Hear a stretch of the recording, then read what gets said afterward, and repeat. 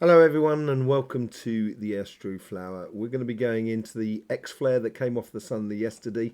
It was an X.3.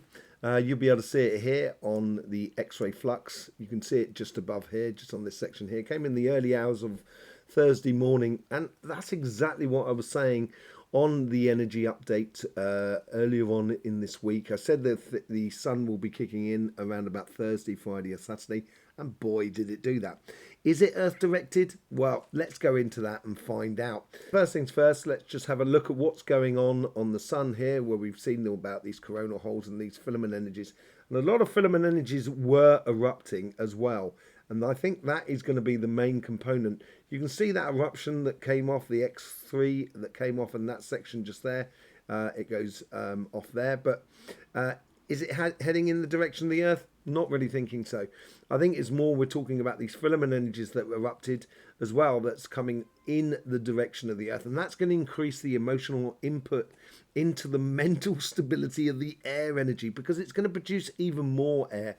Let's just have a quick look at see how this has been playing out. Let's have a closer look at the eruption itself. So this is the sun coming round. You can see here, this is two ways of looking at it. You can see this eruption. Look, there it comes off there. It was very long duration. It was very quick, explosive, that's for sure. It really knocked out a nice bit of plasma into space, as it were, or into the solar system at least. And it wasn't really directed in the direction of Earth, as we can well see from previous experiences.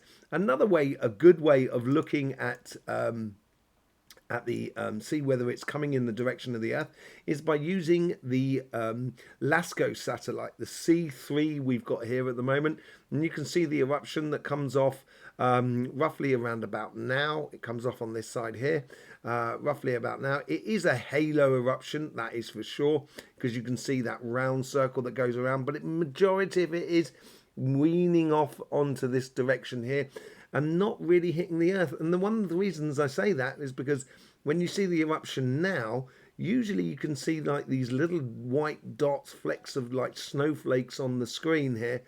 And when that eruption goes off like there and it heads in our direction, there's not a massive increase. So we know that there's not a lot coming our way. If it does create something, it may create like a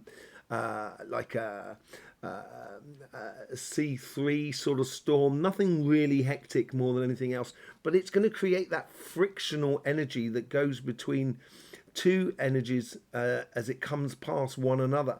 So as the sun is erupting, you've got the Earth here. As the sun erupting, it's not going to hit the Earth. It goes past the Earth like that. But in this passing section here, that's where it creates that static electricity. And that's where the air energy comes into play. So we could see that it's not really heading in our direction. Another thing that we can look at is called the D layer. Now the D layer is the radio wave interaction between the atmosphere of the magnetic field of the Earth, the electricity of the Earth, and the eruption. And you can see here, and this is something that we should well note, you can see here on this eruption, let me just take it back to the beginning there. You can see this eruption that happens. There it is there. It goes in there. And you can see Australia in the background there. So it hit about that sort of time there majorly. And we will look into that because that's got to do with the Earth energies that we were talking about in the other energy update earlier on this week about the water and earth energies. So it's increasing the air, but it's also reinforcing the water, which is that filament energies, and the earth energies, which we were looking at in our weekly readings this week on the Astroflower. Thursdays, you've got earth signs. Friday, you've got water signs. Saturdays, you've got fire signs. Sundays, you've got air signs. So it's still there. And one of the reasons I sort of say that it looks like it's not really coming our way, because it didn't light up the polar regions, really. So I don't think there's a great deal coming in our sort of direction. So now let's just have a look at Iswar that shows us this eruption that's coming off. You can see here we got Venus just here, Mercury here, and that yellow dot there is Earth. And if you can see over here, you've got the yellow dot on this side here. So this yellow dot here. And you can see that the plume does go sort of around it, but doesn't go actually touching it. The other good one to look at, I think, as well, and I think it's more important than the other one, is the end-wall spiral. So let's just have a look at that. Let's bring that up. And here it is here. And on this end-wall spiral, I just have a little bit more sort of trust in it more than anything else. You can see it does come off in this direction of the Earth. There's the Earth there. And as you can see down here, this is all to do with the density and the velocity. So you can see it does go off in the southern direction, and it doesn't really hit that much of the Earth. There's a slight spike on the Earth there, but nothing really to sort of shout about. It's more about, there's nothing really coming in our directions. It's much more about the energies that it is creating more than anything else. So let's just get back to that idea, that D-ray, where we saw Australia, the time of impact, and see how it's affecting, see how it's been affecting the Earth energies, because that's what's going to be really impounding. Earth energy likes to consume the air energy, and as there's so much air energy at the moment we get that coronal hole energy coming through and impacting on the Earth, it does sort of play through. So here we have the earthquake map, and we can actually see there's quite a lot of earthquakes that are happening around Australia.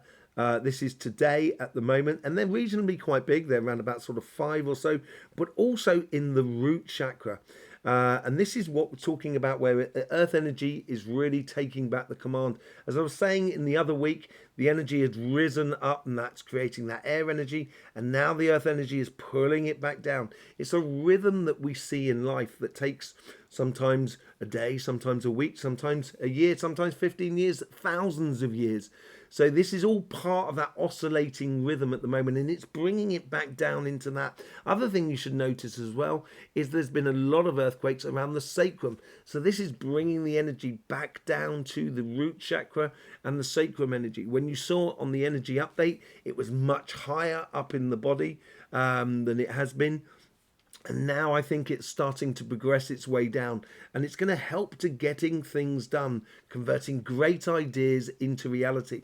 Because look at the above here, you can see where it's been hitting the solar plexus energy. There we have the root chakra, where we can see that here, the root chakra there, and then we have the sacrum at the top. So it's mainly those three energies, the real base of things, that are being slightly activated at the moment. That energy will filter through over the next few days, but I've got a funny feeling, if we go back to the sun, I've got a funny feeling that in over the next couple of days, Friday, today and Saturday, and certainly maybe going through, and I think possibly going through right through to Tuesday next week, I think we're going to get some more eruptions in the direction of the Earth this time, and that's going to really change the energies. And I think this is where the Earth is hunkering down, and this is possibly what we should be doing as well.